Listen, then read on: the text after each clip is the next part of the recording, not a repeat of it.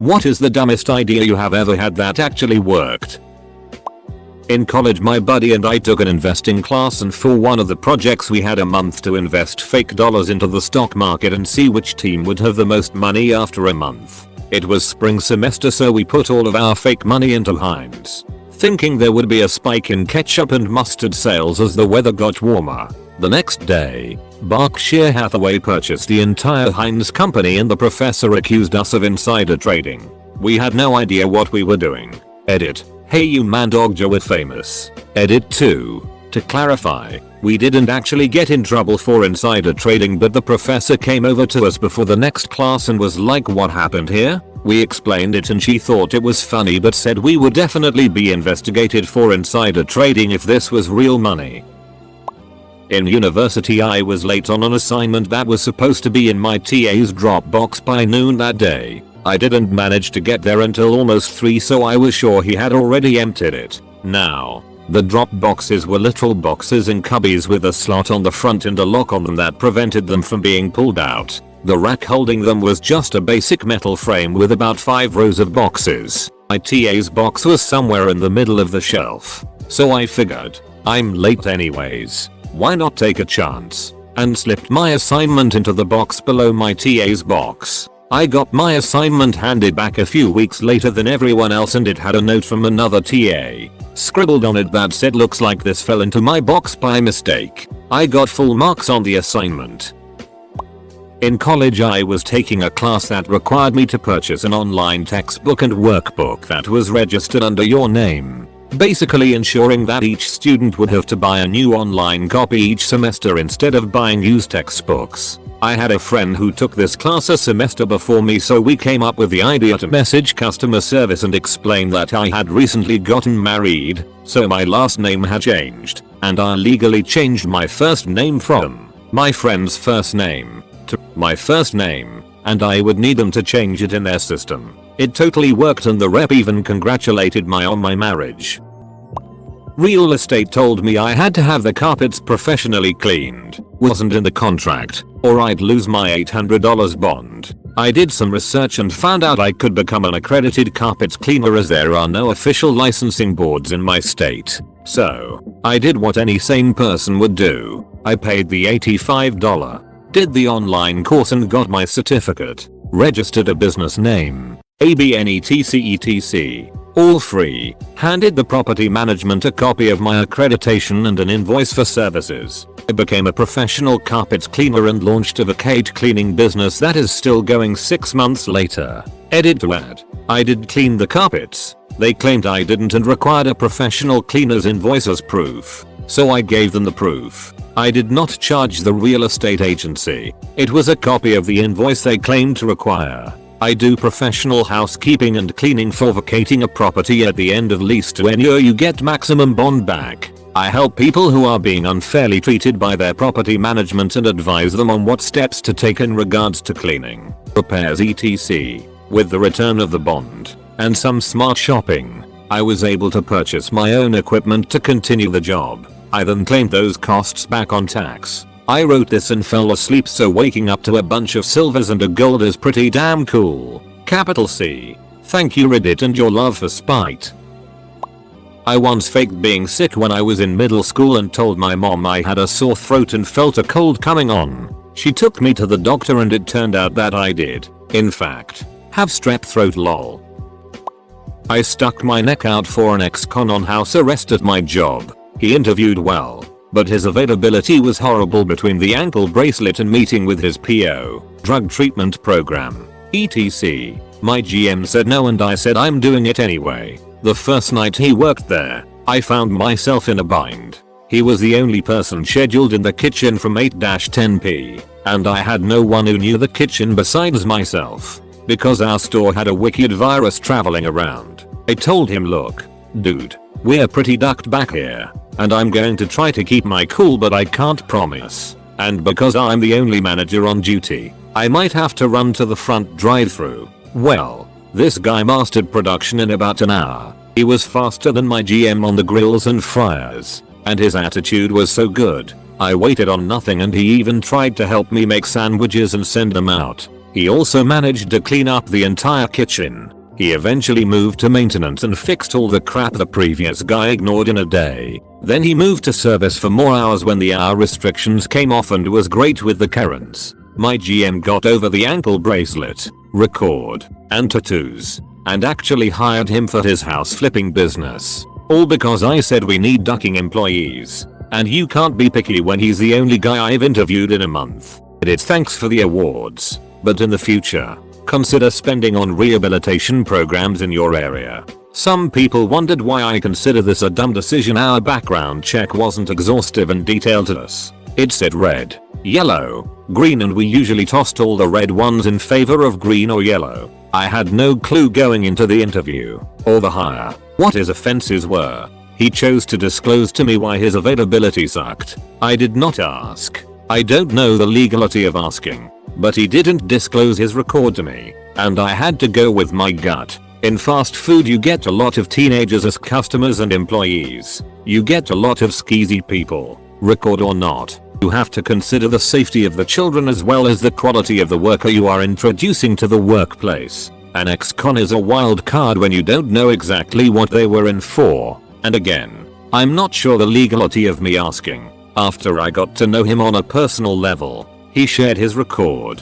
Drug abuse led to a bunch of felonies, and he was released early on house arrest for good behavior. But again, I knew none of this as I hired. He was a great hire. He is a great man. He was the kids' defender when people chose to berate my teenager cashiers. He was a great influence on the kids. A real do as I say and not as I did kinda guy who was painfully honest about what he lost to drugs. But he also could have been a real angry man who enjoyed fighting people and stealing. Bobcat tire blew during a job. Had another tire, but no jack. Positioned the Bobcat behind a dump truck. Bobcat then tries to lift the ass end of the dump truck. Dump truck hella heavy. Bobcat lifted itself instead. Tire changed and back to work. Put Jesus and his Wi-Fi password in church. It worked. Bet my husband I could fix the dent in the car with a plunger. It worked. Edit. It is clear I should have used a massive suction dildo instead. Till. I used a soap bottle as a makeshift sink plunger. I used to know a guy who, every week, would order his Saturday night curry for delivery while sitting in the pub and then walk over the road to the curry house and get it and himself delivered home. This went on for about 10-12 weeks. One week, we were sitting having a pint and the owner of the curry house walked in, took his order, and had him picked up from the pub. He said it was easier for everyone concerned. Breaking into my own house through the kitchen window using a piece of wire and a wooden table after I was locked out. Far from the dumbest working idea in the thread, but I once got an extra day to work on a video project in high school by coming to class with a video that was just a quarter second of blackness, eagerly volunteering to go first, then acting confused and scared when the file didn't work. The teacher took pity on me and told me to just bring it the following day, and I got to finish it that evening and still got full credit as if I did it on time.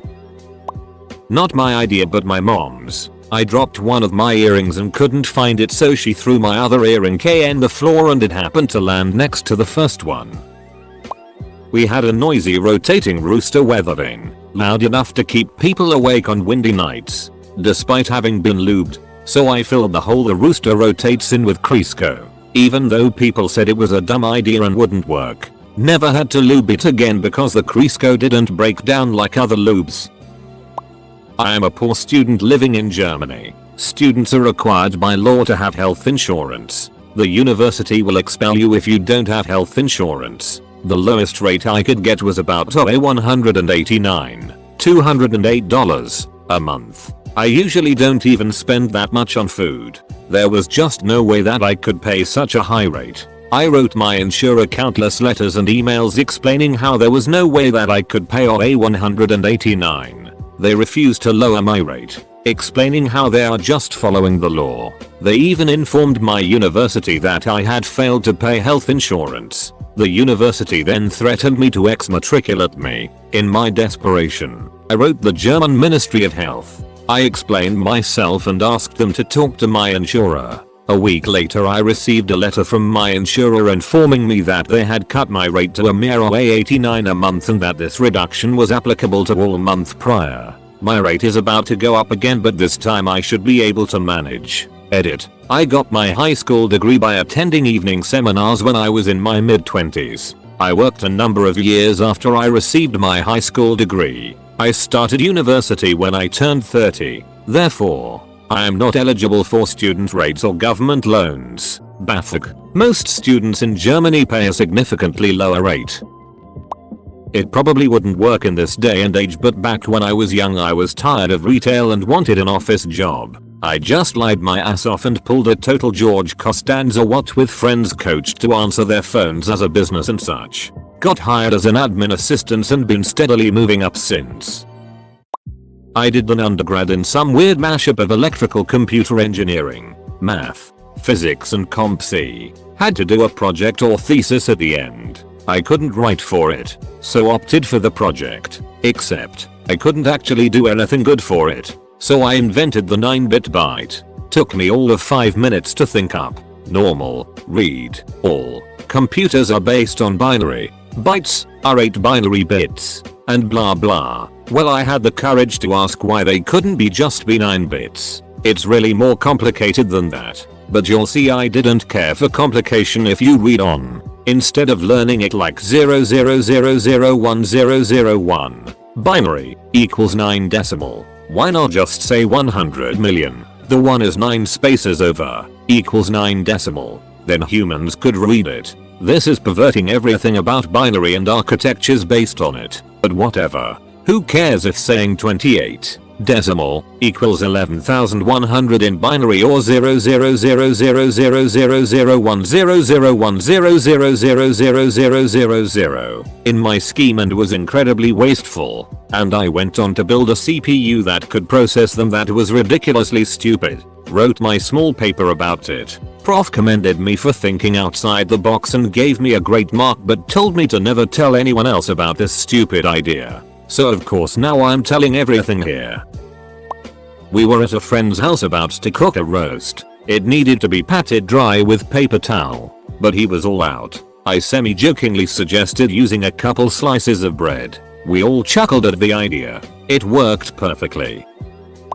One time I sent a letter to a local address by putting the return address as the address I wanted it to go to, not putting postage, and dropping it off in a public mailbox. Went to the return to sender due to insufficient postage. In my senior year of high school, we had to spend our final quarter doing mandatory volunteer work to graduate. I was placed at a head start in my city, and while some of the kids I worked with were great, there was one, Brandon, who was an absolute nightmare. 20 months old, endless energy, no empathy, no speech beyond a few words, and no ability to recognize pain in other children. At nap time, someone always had to be sitting next to his cot, as he would otherwise just get up and run around, sometimes hitting the other sleeping kids. If he could get away with it, he would be a spiteful little it and repeatedly stick his feet out from under his blanket after you pushed it back in, like it was a game. One day I got so frustrated trying to get this brat to sleep that I basically just laid him down flat, arms and legs together, and closely tucked his blanket in under him from top to bottom like a burrito. To my overwhelming joy, he made no attempt to escape and was asleep within 2 minutes. I repeated this tactic over the next few days with the same results. It worked. Brandon would sleep. One of the actual teacher's workers there saw me doing this to him one day and asked me what I was doing. I explained the process, but she was skeptical until I showed her just how quickly Brandon would chill out. I swear, her face lit up like I had just given her the most life-changing advice ever. Oh my god. You darkness. You're right. He actually falls asleep. Was really desperate to leave past employer after 15 years. Had been applying and interviewing and striking out. Finally got an interview at a place where, at the time, I felt, man, I am not really sure this is right for me, but anything is better than where I am at. Instead of prepping for the interview, rehearsing answers, etc., I pulled an office space. I was cocky, brash, unconcerned, Made it seem like I was happy where I was at and didn't really care if I got the job or not. They called me back the next week and I waited a week to return their call. Same deal with the second interview. When they offered me the job, I hemmed and hawed. Said I needed to think about it really hard. And that it was a big move for me, etc. etc. I came back and demanded well over $15,000 above what they were offering in salary. They accepted. Back in the flip phone days, I had dropped mine and the screen stopped working. I could make and receive calls, but the screen was just completely blank. I put up with it for a couple of weeks because I couldn't afford a new phone. But one day I had the thought of, well, if dropping the phone made the connection loose, maybe the same thing can fix it, and threw my phone at the ground. I picked it back up and the screen was working. Edit. Thanks for making this my top comment of all time. Guys, now everyone knows how much of an idiot I was am. Edit 2. Specifically to piss off you Throwdowntown 69. Thanks for the gold. Kind stranger. I can't believe I got my very first gold. It's such an honor. XD. Hit the router. Slap. Thanks. When I was brand new to the army, we were training with another unit and we had to defend the urban combat area, mouse site, from an incoming force. We were only allowed a few hours to prepare. One guy suggested that we set up tripwires to, at least, slow them down. The doors are all painted bright blue, and all anyone had was my package of black 550 cord, parachute cord, that could easily be seen. Setting this up, we thought there was no way they would miss it. I was wrong. Instead of checking the door, like they were supposed to, the opposing force simply tried to rush through. I almost couldn't return fire due to the fact I was laughing so hard. I even put a piece, just below knee level, in the doorway to the room I was in. I turned around when I heard people falling over each other. I looked and almost the entire squad was crawling on top of each other trying to get up. I put my weapon on burst and emptied the magazine. Then fumbled with my last one as I started to laugh even harder than before. After I blindly fired down the hallway, I just leaned against the wall and the entire group and myself just looked at the scene and started laughing. Then their platoon leader came running in and tripped over the same cord. At this point I was done. Put my weapon on safe, put it against the wall, and tried not to piss my pants over the whole situation. I'm stuck on a cliff, but if I jump at a really sharp angle at that gravel field, I could just slide down there and be fine. Just like in TV. Every time I think about this I am amazed I'm not either flattened by a rock or impact against something. Childhood really is just the tutorial level sometimes. This idea could have easily gotten me fired if it went wrong. I was working as art director at an animation studio, making videos for clients. One client was especially pesky about the use of yellow in the background. They wanted it to be that of their logo, which was this horrible neon piss yellow. We advised against it, but after numerous calls we had to cave and gave a version with that color. They hated it and asked for a change. What followed were 12 versions with numerous calls in between tweaking the color over and over. Eventually I got tired of it and just sent the original version again. I didn't even bother to rename the file. The client said this looks exactly the way I wanted. Thank you. How that ever went right I still have no idea. Using a sewing needle to remove a bit of dirt that was making one of my records skip. Bear in mind my hands are shaky as hell, so it was certainly very tense and there was a danger of ducking up the whole thing. Edit. Thanks to everyone who gave advice on how to clean records less dangerously. Our power was out due to a storm. I had a camp stove to use for boiling water to make a coffee pour through, but I couldn't use my electric grinder for the coffee beans. I tried fashioning a mortar and pestle but it was taking too long. So, I put the coffee beans in a couple of Ziploc bags, placed the bag right behind a car tire, then ran over it back and forth a couple of times to crush the beans. Worked like a charm. Edit to add, lol, it took reading through a few comments but now I see I wrote mortal and not mortar.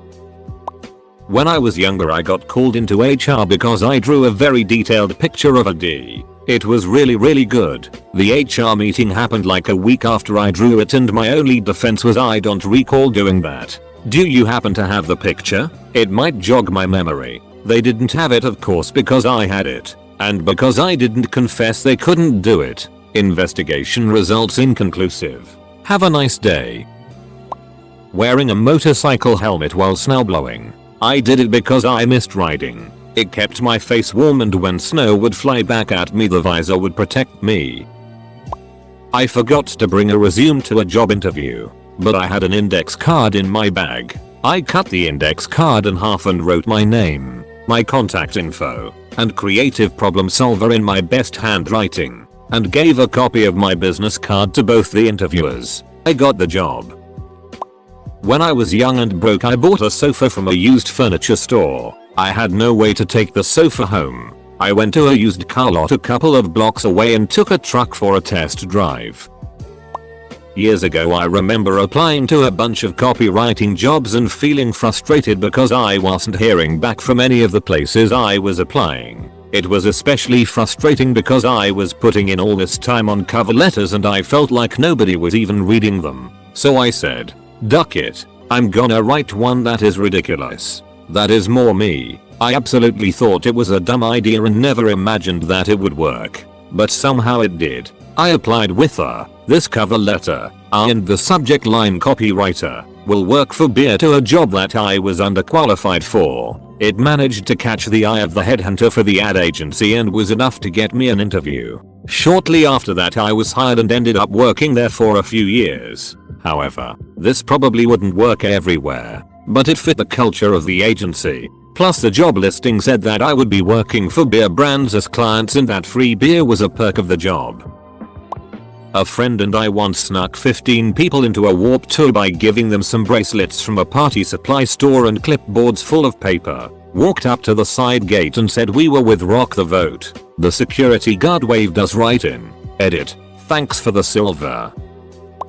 In my freshman year of college, my grades were really not great, and my parents were really strict about getting good grades. When my dad asked to see my grades, I panicked and did the inspect command on the computer where you can change typefaces on the screen to read different words and letters. I changed all of my 80 grades to good grades. My dad was so happy that I did good my first year of school. He asked me to print my results. I did, and turns out he had to send them to our car insurance company for a good student discount. Ultimately, I committed insurance fraud by accident, but I got the discount. Got a really long drill bit stuck in a piece of thick wood, butcher's block. I tried everything I could think of to yank it out. My solution that ended up working for me was attaching the drill bit to a chain. Put the chain on my truck, and have a piece of wood kind of stuck between two branches of a tree. I drove off slowly and it popped right out. Edit. To the many wondering on how I hooked up the bit to the chain. The drill bit was a long spade drill bit. The end sticking out of the block was long enough that I could bend into a little hook. Attached the chain to the hook. Bent the hook in a little further. And ta-da! It was now another link in the chain. Years ago, the foundation of my house would let water in right at the seam of the wall and hatchway. I decided to dig down so I could seal it from the outside. I got a few feet down before I couldn't reach with a shovel. So what did this genius do? I went in head first and kept digging. But then my arms were getting tired and I decided I should quit. I'm now doing a handstand in a narrow pit and have no way to back out of it. I live far enough from neighbors that yelling would do nothing. After a few minutes of coming to terms with the fact that this is how I die at 28 years old, I decide I will try to walk up the foundation wall with my hands one last time. And it worked. Could have ended quite badly. In the end, it worked. I was able to seal the issue from the outside. Edit. Thanks for the silver kind Redditor. I hated my math teacher and she was making us do a project on patterns even though we were in 7th grade. So my pattern was a series of increasingly longer sideways DEs. She didn't even notice and I got an A. When I was like 7 years old, I was playing in my back garden with those incredibly bouncy little balls you got. Just bouncing them high off the house and letting them bounce randomly before trying to catch them. As you did. One time I went for this huge throw off the wall and it bounced crazily off various surfaces so fast I completely lost track of it. So my 7-year-old logic was to stand back in the same place and throw another ball the same way. I watched it bounce this way and that about 10 times before finally hitting a plant and coming to a rest in a flower bed. I went over to pull back the foliage and sure enough there were both balls literally lying touching each other in the mud. At the time I was like, yep, makes sense. But over the years since then I've often thought about it and how the hell it worked. I am very antisocial and don't get along with people. Don't go out and dread to talk to anyone. School trauma, I guess. So I moved in a house with 9 strangers as flatmates to force myself to interact with people. So far I enjoyed it living there. I am no longer afraid of talking to them. Met many nice other people that even like me. One dude let me draw on his face after he came without costume to the Halloween party and was so happy. He even recognized me a week later, shouted my name and hugged me. Others complimented my gunshot wound I made. They really care about what I did and do. They are nice and I like them. TLDR, I hate people. Moved in with a bunch of them. Don't think they are so scary anymore. Well, this got a lot more attention than expected. Thank you for reading and your nice comments. Special thanks to you Chopped Destiny Avenue and you Mikeman 124 for putting the idea of an own sub in my head. If I stop showing co-workers how to use Excel, I'll get to do all the easy Excel stuff while simultaneously being patted on the back for doing the hard stuff on the team no one else could. Basically, unless you want to be super upper management and give your life to your work play clueless. Don't let them know you could simplify a report that takes several days into literally minutes. SHHHHHHHHH. Someone else will take tech credit and then you'd have more to do. Using Pokemon Go to get home after getting on the wrong bus and ending up in a random town. Edit. For those asking about GPS, it wasn't working and I don't know why. I was in a bus so I didn't have any other form of GPS. I didn't ask for help because I'm scared of people. My headphones kept cutting out. So I took a toothpick and scraped the inside of the headphone jack on my phone. Several clumps of dust fell out. And afterwards the headphones worked just fine. Using a pocket knife to Skyrim lockpick a door. There was a swarm of hornets that had made a nest under the front of our porch with only one specific narrow entry in or out. Spray wouldn't work and it was right under our front door, so had no way to keep exterminating them. Then I realized why not wearing blades of metal? We did have an old 50s metal fan and I could maybe blow them away from the entrance so they had no way to get in. The unanticipated effect was that it worked, though after a few hours had created a civil war battlefield of dead or dying hornets piling up like a zombie tower in World War Z. Every few moments you'd hear thunk as another hornet fell into the trap. So satisfying.